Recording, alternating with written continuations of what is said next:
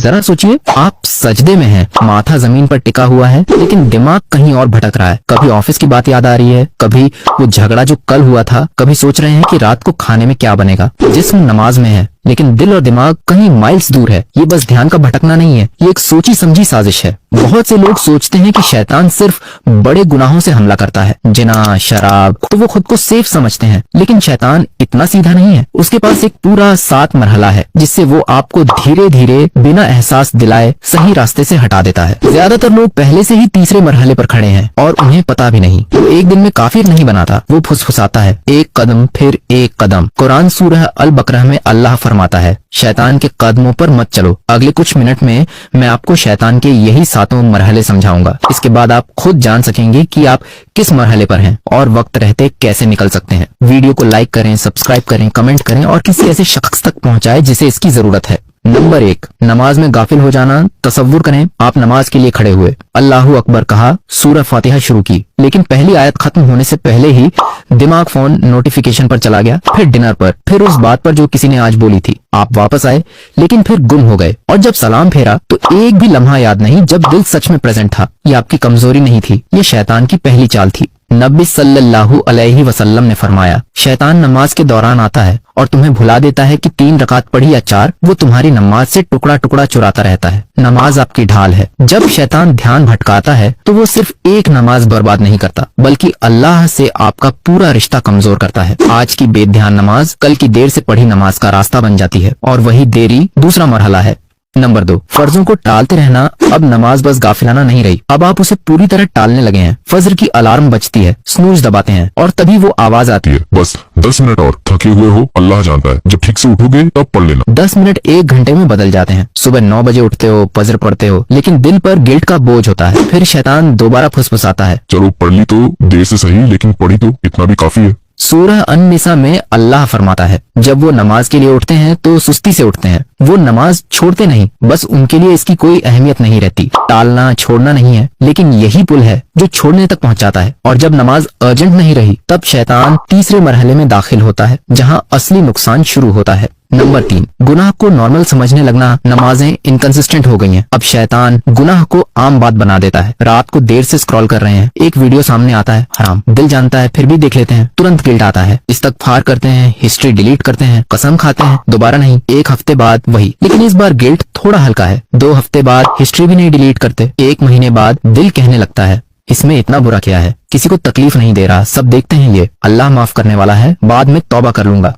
कुरान सूरह अल बकरा में अल्लाह फरमाता है, शैतान तुम्हें फक्र और गरीबी का डर दिखाता है और बेहयाई का हुक्म देता है। वो हराम को जरूरी और नॉर्मल दिखा देता है। देखिए ये कैसे होता है, 1 नमाज छोड़ी, बुरा लगा, 2 छोड़ी, फिर भी थोड़ा बुरा लगा, 5 छोड़ी और आप जस्टिफाई करने लगे। मुश्किल वक्त है, अल्लाह समझता है। अब आप गुनाह से लड़ नहीं रहे, आप उसका दफा कर रहे हैं, और जब गुनाह आरामदेह हो जाए, शैतान आपको चौथे मरहले में ले जाता है। नंबर 4, अल्लाह की रहमत को बहाना बना लेना। ये वो मरहला है जिसके बारे में बहुत कम स्कॉलर्स बात करते हैं, लेकिन ये सबसे खतरनाक जाल है। आप वही गुनाह बार बार कर रहे हैं, हराम देखना, झूठ बोलना, नमाजें छोड़ना, लेकिन आप मायूस नहीं हैं, बल्कि आप कंफर्टेबल हैं, क्योंकि आप खुद से कहते हैं, अल्लाह अर्रहमान है, रहमत वाला, वो माफ कर देगा, ये उसकी शान है, मैं बाद में तौबा करूंगा, अभी टाइम है। लेकिन यह अल्लाह की रहमत पर उम्मीद नहीं, ये उसकी रहमत का इस्तेमाल गुनाह की परमिशन की तरह करना है। अल्लाह वाकई सबसे रहीम है, लेकिन वो अलअदल भी है, इंसाफ करने वाला। कुरान सूरह अल-अराफ में अल्लाह फरमाता है कि उसकी रहमत हर चीज को घेरे हुए है, लेकिन जो लोग उसकी हिदायत को ठुकराते हैं उनके लिए सख्त अजाब भी है। शैतान आपको सिर्फ रहमत दिखा रहा है, इंसाफ छुपा रहा है। अल्लाह की ये खूबसूरत सिफत को आपका एक्सक्यूज बना रहा है, वो माफ कर ही देगा। यही सोच, यही चौथा मरहला है, और यही 5वें मरहले का दरवाजा खोलती है, जहां शैतान पूरी स्ट्रैटेजी बदल देता है। नंबर 5, गिल्ट को हथियार बना देना। अब शैतान का रुख बदल जाता है, वो आपके गुनाहों को आपके खिलाफ इस्तेमाल करता है। मान लीजिए आपको होश आया, आपको एहसास हुआ कि आप कहां तक आ गए हैं, दिल में तौबा का जज्बा जागा, आपने हाथ उठाए दुआ के लिए, लेकिन उसी लम्हे वो आवाज आई, इतने सब के बाद अल्लाह तुम्हारी सुनेगा? तुमने बहुत गुनाह किए हैं, बहुत गंदे हो, बहुत दूर जा चुके हो, कोशिश करने का क्या फायदा? जो गिल्ट आपको अल्लाह की तरफ ले जानी चाहिए थी, वही अब आपको उससे दूर कर रही है। अल्लाह सूरह अज-जुमर में फरमाता है, कह दो, ऐ मेरे बंदो जिन्होंने अपनी जानों पर जुल्म किया, अल्लाह की रहमत से मायूस मत हो, बेशक अल्लाह सारे गुनाह माफ करता है, लेकिन शैतान इस गिल्ट को डिस्पेयर में बदल देता है। पिछले साल भी माफी मांगी थी, फिर वही किया, अब दुआ का क्या फायदा? जो पछतावा आपको अल्लाह की तरफ दौड़ाना चाहिए था, वही अब जंजीर बन गई जो आपको जमाए हुए है। आपने अल्लाह से बात करना बंद कर दिया क्योंकि आप समझने लगे कि वो सुनेगा भी नहीं, और जब अल्लाह से रिश्ता टूट गया, शैतान बाकी सब रिश्ते तोड़ने आ जाता है। नंबर 6, रिश्तों में जहर भरना।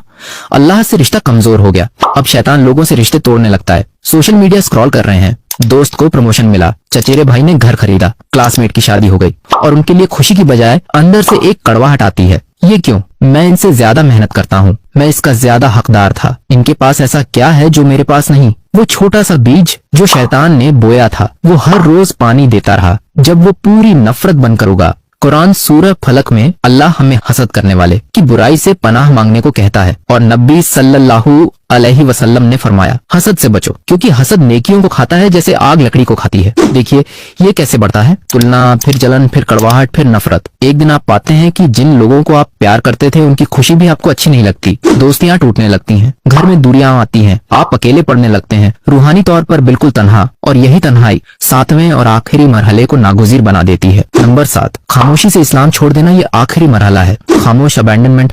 आप खुद को मुसलमान कहते हैं, खुलकर कभी नहीं कहेंगे कि इस्लाम छोड़ दिया, लेकिन जिंदगी देखिए, महीनों से नमाज नहीं, कुरान पर धूल जम रही है, रमजान आया गया, रोजे नहीं रखे। कोई पूछे मुसलमान हो तो जवाब हाँ है, लेकिन अंदर से सच्चाई खुद पता है। आप धीरे धीरे चुपके से हर वो चीज छोड़ चुके हो जो अल्लाह ने हुक्म दी थी। ये जोर शोर से बगावत नहीं है, बस थकान है, कोशिश करने की ताकत नहीं रही, परवाह नहीं रही, और शैतान ने ये कन्विंस किया कि यही आजादी है, यही ऑथेंटिक जीना है। कुरान सूरह इब्राहिम में बताया है कि कयामत के दिन शैतान खुद सबके सामने कहेगा, अल्लाह ने तुमसे सच्चा वादा किया था, मैंने तुमसे वादा किया लेकिन तोड़ दिया, मेरे पास तुम पर कोई जोर नहीं, बस मैंने बुलाया और तुमने मान लिया। वो खुद कबूल करेगा, उसके पास कोई असली ताकत नहीं थी, हर फुसफुसाहट बस एक इनवाइट था। आप हर मरहले पर ना कह सकते थे।